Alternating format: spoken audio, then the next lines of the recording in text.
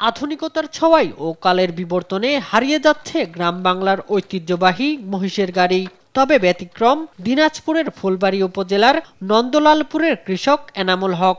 বাপদাদার সময় থেকে চলে আসা মহিষের গাড়ি ব্যবহার করে কৃষিকাজ করার রেওয়াজ চালু রেখেছেন এই যুগেও।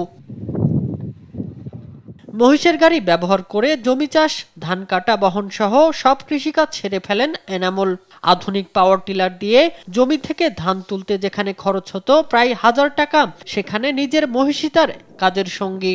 পাশাপাশি অন্যের জমিতে মই দেয়া ও পরিবহন কাজে ভাড়ায় খাটিয়েও আসে বাড়তি আয়।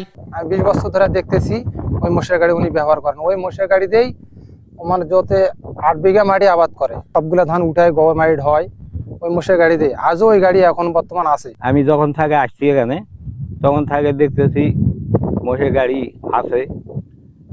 গাড়ি নিজস্ব ওই জমিতে মানে চাষ করে, নিজস্ব ধান ঢালাই করে, তারপরে সার ঢালাই করে। এই গ্রামে বর্তমানে এখন একটাই গরু গাড়ি। মহিষের গাড়ি পরিবারের ঐতিহ্য জানিয়ে এনামুল বলেন, এই পুরনো পদ্ধতি তাকে বেশি স্বাচ্ছন্দ্য দেয়, লাভও বেশি হয়। আমার 10-12 বিঘা জমি, 10-12 বিঘা জমিতে আমি ধান তুলি।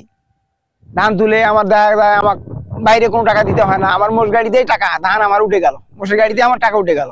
আমার মোষ 1 বছর বা 1.5 বছর আমি মোষ পুষলাম, মোষ পুষে মোষ বিক্রি করলাম, বাচ্চা কিনে আনি, ছোট বাচ্চা কিনে আনি পিতৃ পালন করে 1-1.5 বছর দেখা গেল আমার মোষ 1.5 লাখ দিয়ে কিনলাম, এই মোষ আমার 4 লাখ বিক্রি হলো।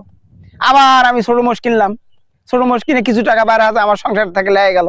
আধুনিক যন্ত্রের ভিড়েও একটি পরিবারের ঐতিহ্য টিকিয়ে রেখে কৃষিকাজে সফল হচ্ছেন এনামুল হক। তার হাত ধরে ফিরে আসছে গ্রামীণ কৃষির পুরনো ঐতিহ্য, এমনটাই বলছেন স্থানীয়রা।